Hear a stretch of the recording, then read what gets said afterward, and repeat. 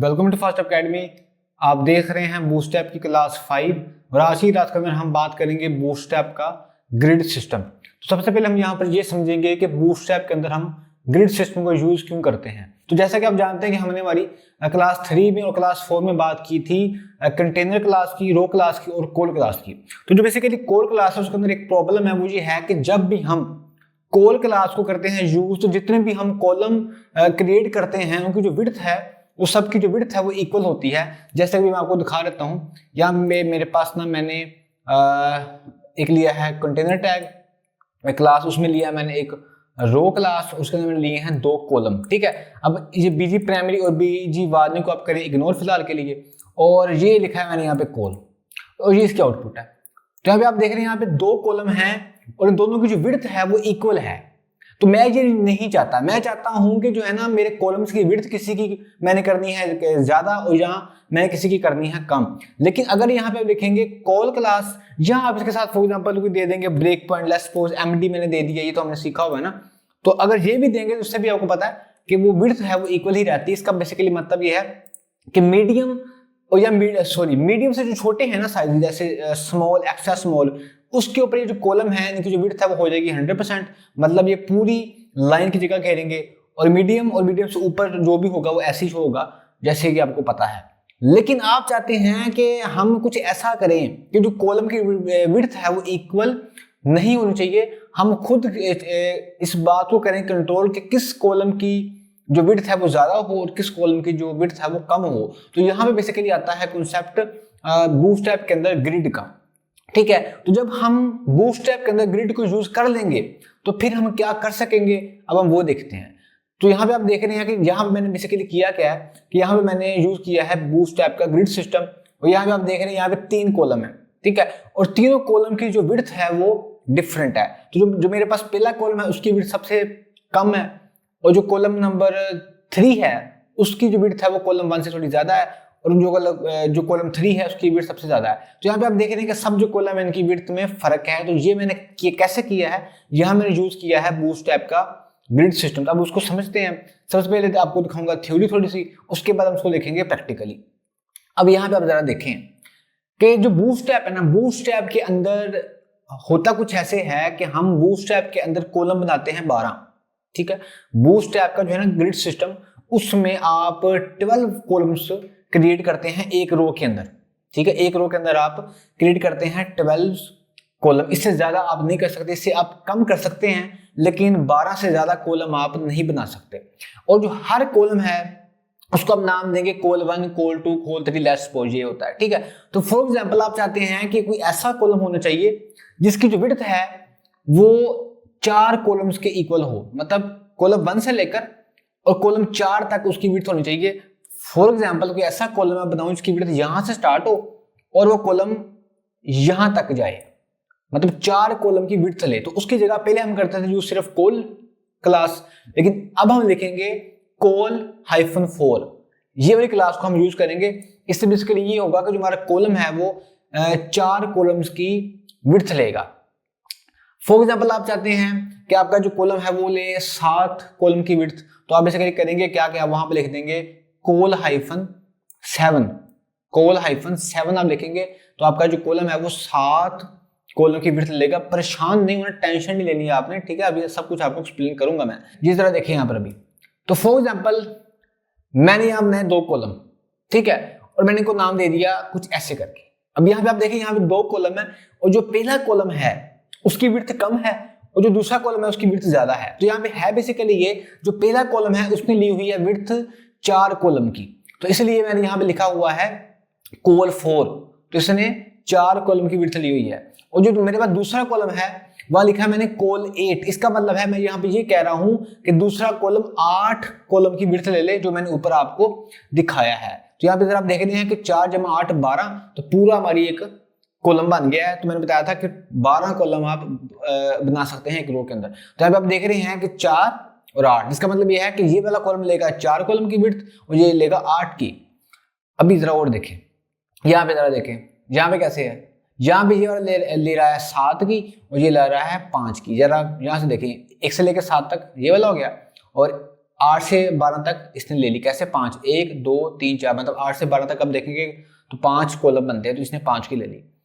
एक और ले लें मिसाल, यहाँ पे आप 3 कॉलम भी बना सकते हैं, जितने मर्जी बना लें। तो ये पहला लेगा 3 कॉलम की विड्थ, दूसरा लेगा 5 की विड्थ और 4 की विड्थ। तो ये सारा चक्कर है। अच्छा, लेकिन आपने कोशिश ये करनी है कि जो कॉलम के है ना, जब आप उनको जमा करें तो वो 12 बने।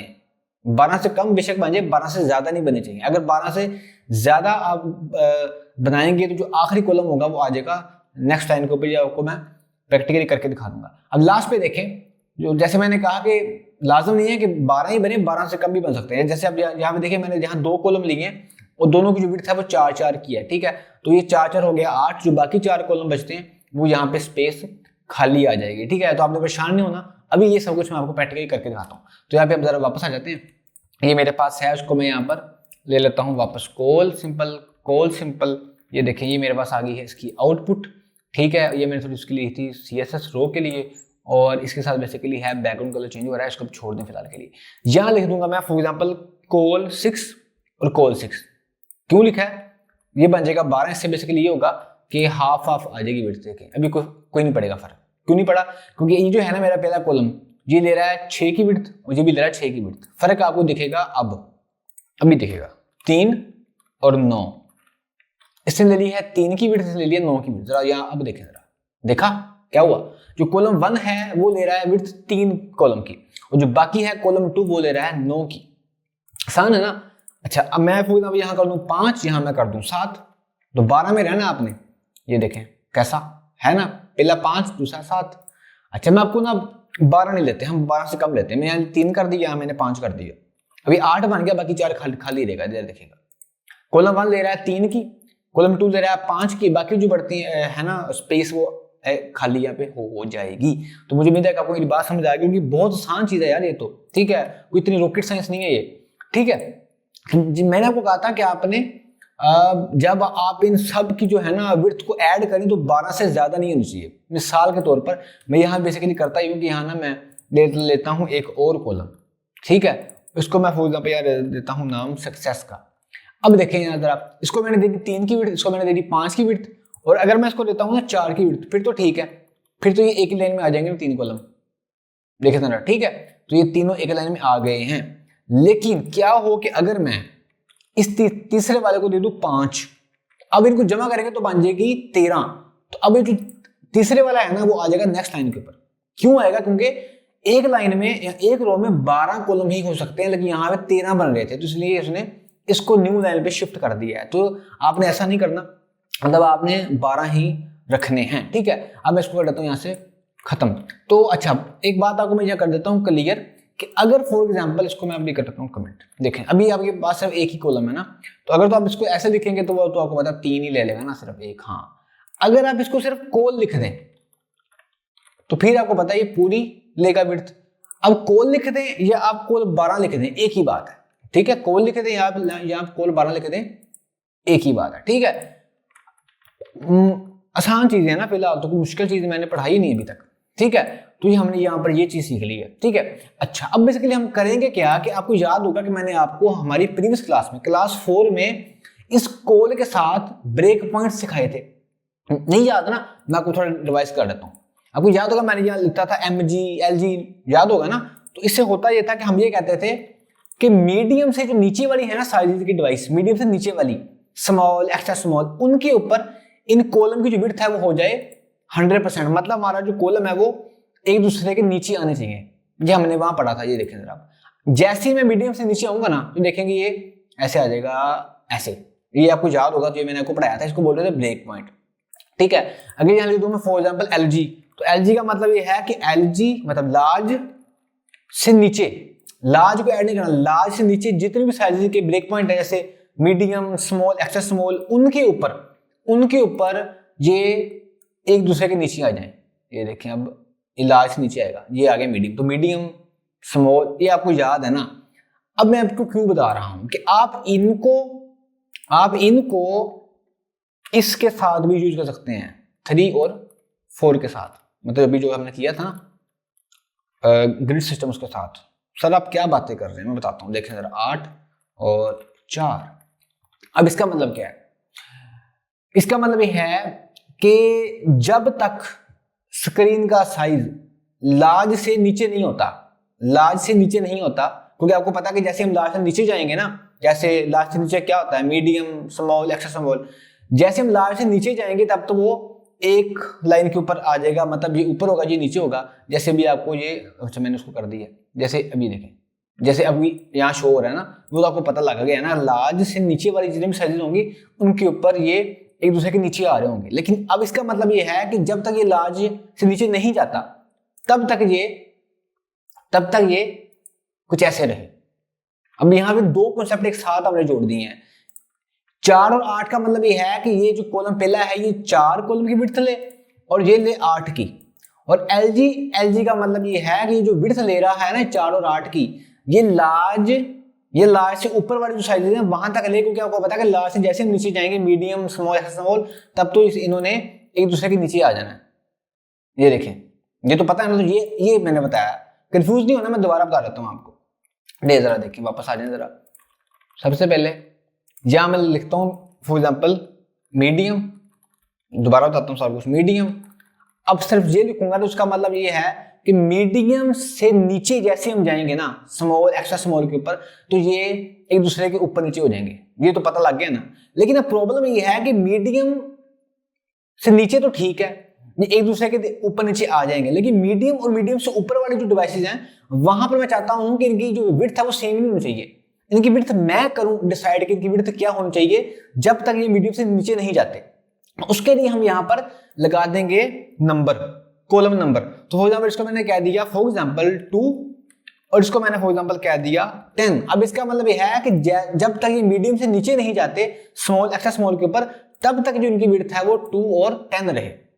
अब मेरे ख्याल आपको मेरी बात समझ आ गई। दो कॉन्सेप्ट हमने एक साथ जोड़े हैं, आसान है ना। अच्छा, इसी के साथ आप एक चीज और भी ऐड कर सकते हैं। वो आप क्या करेंगे, फॉर एग्जांपल यहां मैं ऐड कर देता हूं एक और, मैंने यहां लिख दिया कोल, मतलब आप एक और भी ऐड कर सकते हैं। यहां लिख दिया मैंने कोल और यहां पे करता हूं बल्कि एमडी और यहां करता हूं एलजी, ठीक है ना। क्योंकि अभी आप कुछ छोटे बच्चे नहीं रहे, आपने एचटीएमएल सीख ली है, आपने सीएसएस सीख ली है, तो अब आपको ये चीजें भी आनी चाहिए ना। अच्छा, अब यहाँ पे मैं कर देता हूँ फॉर एग्जांपल इसको 8 और यहाँ मैं आता हूँ, मैं बताता हूँ मैंने क्या लिखा है, परेशान नहीं होना। जरा देखें यहाँ पर, अब देखें ये जरा गौर के साथ समझें। यहाँ तो आपको समझ आ गई ना मेरी बात कि मैं यहाँ से स्टार्ट करता हूँ मीडियम से। अब इसका मतलब ये है कि जैसे ही हम मीडियम से नीचे जाएंगे, मतलब स्मॉल और एक्स्ट्रा स्मॉल, जैसे ही हम मीडियम से नीचे जाएंगे तो ये जो कॉलम है ये एक दूसरे के ऊपर नीचे आ जाएंगे। और मीडियम से ऊपर, मीडियम या मीडियम से ऊपर तक ये 4 और 8 पे रहेंगे, मतलब पहला कॉलम 8 पे रहेगा और दूसरा कॉलम 4 पे रहेगा। ये तो ये बात होगी। अब ये मैंने लिखा है इसका मतलब ये है कि ये तो मीडियम के लिए था ना, मीडियम से ऊपर के लिए कि 8 और 4, लेकिन मैं चाहता हूं कि लार्ज से ऊपर के लिए ये 2 रहे और 10 रहे। यहाँ पे 2 पॉइंट हमने एक साथ जोड़े हैं, इसको बार बार आपने देखना है इस पॉइंट को। अब जरा देखिए यहाँ पर, पहले मैं आपको दिखा देता हूं एक बार। अब होगा क्या कि जब तक स्क्रीन का साइज लार्ज है या लार्ज से ऊपर है, मतलब एक्स्ट्रा लार्ज, तब तक विड्थ रहेगी 2 और 10। पहले कॉलम की 2, दूसरे की 10, जो कि अभी है। देखें, एक्स्ट्रा लार्ज पे इस वक्त मैं हूं, जब मैं जाऊंगा लार्ज पे तब ये 2 और 10 ही रहेगी, ठीक है। इसके बाद आता है मीडियम, तो मीडियम पे ये जाके हो जाएगी 8 और 4 और उससे नीचे 100%। देखें होगी ना, मीडियम पे क्या होगी 8 और 4। उसके बाद आपको पता है कि ये इसमें ऐसा हो जाना है। दोबारा सुन ले, मैं एक बार फिर करता हूं रिपीट कि मीडियम से जो छोटी है ना डिवाइसेस, जैसे स्मॉल, एक्स्ट्रा स्मॉल, उसके ऊपर तो आपको पता है कि ये हो जाएगी ऊपर नीचे, क्योंकि विड्थ हो जाती है वहां पे 100%। मीडियम पर ये मीडियम से ऊपर ये होगी 8 और 4। अब लार्ज से ऊपर ये होगी 2 और 10। Simple is that. इसको आप बार बार प्रैक्टिस करके देखें, ठीक है। तो ये अच्छा, आप एक साथ कुछ और भी ऐड कर सकते हैं, वो आपकी मर्जी है। जैसे इससे पहले मैं ऐड कर दूं फॉर एग्जांपल एक्स्ट्रा लार्ज, ठीक, वो भी आप कर सकते हैं। तो ये चीजें आसान है, ठीक है। बाकी जब आहिस्ता आहिस्ता हम आगे ना इसको इस्तेमाल करूंगा ना, तब आपको और चीजें समझ में आना शुरू हो जाएंगी, परेशान नहीं आपने होना। अच्छा, अब यहाँ पे ना आप बूटस्ट्रैप का ग्रिड सिस्टम यूज करते हुए आप एक वेबसाइट का लेआउट बना सकते हैं। फॉर एग्जांपल मैं चाहता हूं कि मैंने सबसे पहले बनाना है एक वेबसाइट का हेडर, तो आपको पता है जो हेडर होता है वो पूरी एक लेता है लाइन की विड्थ, तो वहां तो मैं लगा दूंगा कोल 12, यहाँ कोल 12, यहाँ कोल अकेला भी लगा सकता हूँ। उसके बाद जो है ना उसका मेन्यू बार जहां होंगे होम बटन होता है ना, अबाउट अस मतलब नैव बार जो होता है वो भी मैं लगाऊंगा, उसकी भी जो है ना वो कॉलम कोल 12 इस्तेमाल करूंगा क्योंकि मैं चाहता हूँ पूरी विड्थ ही ले वो, या कोल आप अकेला लगा सकते हैं। उसके बाद मुझे चाहिए एक मेन मेन्यू के लिए, तो वो मैं लूंगा कोल 8 के साथ, और जो साइड पे है जगह उसके लिए वहां लगाऊंगा मैं एक साइड बार, और वहां मैं लगाऊंगा कोल 4, और लास्ट में मुझे चाहिए एक फुटर, और फुटर भी मुझे चाहिए पूरी विड्थ का, तो उसके लगाऊंगा मैं कोल 12। ठीक है, तो ये एक मैंने आपको थोड़ा आइडिया दे दिया, अब आप इसको खुद से करें इंप्लीमेंट, तो ये आसान चीज है। ठीक है, तो मुझे भी देखा आपको मेरी बात यहाँ तक समझ आ गई होगी। अच्छा, अब ये जो है ना सारी क्लासेस आज की हैं जो मैंने आपको कवर कर दी हैं और मैंने आपको सिखा दी हैं। अब जिनका कलर यहाँ पे है ना अपना क्या कलर है यार, ये वाला पर्पल, हाँ पर्पल, तो वो क्लासेस जो मैंने आपको आज सिखाई हैं, जो यहाँ लिखा है ना कोल, वो मैंने आपको आज सिखाई है। जैसे कोल के साथ कोई भी नंबर आप ऐड कर सकते हैं, जहां लिखे ना स्टैटिक से मतलब कोई नंबर आ जाएगा। उसके बाद यहाँ लिखा हुआ कोल और ब्रेक पॉइंट और नंबर, जो मैंने उसके बाद बताया ना आपको, जैसे कोल मीडियम और 6, कोल लार्ज और 6, ये वो चीज है। अब जो लास्ट पे है ना वो है रो कोल ब्रेक पॉइंट, ये जो था ना ये मैंने आपको बताया था आई थिंक क्लास 3 में या क्लास 4 में, तो ये मैंने ऐड करना तो इसलिए मैंने कर दिया है, तो मैं बता रहा हूँ ये था क्या। इसको फिलहाल आप छोड़ दें अभी के लिए, ठीक है। तो बाकी आप ना इस क्लास को बार बार देखें, तो आपको याद होगा कि अभी ना ऐसे है कुछ, ये कुछ ऐसे है।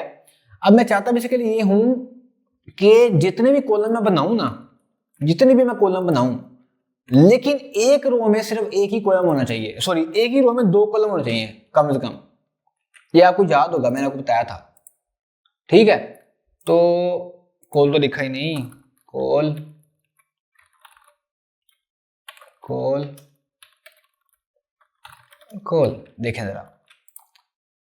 अब मैं चाहता हूं कि एक रो में 2 कॉलम होना चाहिए बस, एक रो में 2 कॉलम होने चाहिए बस। तो आपको पता है मैंने वहां पे आपको क्या सिखाया था, यहां मैंने सिखाया था कि यहां जाओ, यहां लिखो रो कॉल्स 2, याद होगा आपको।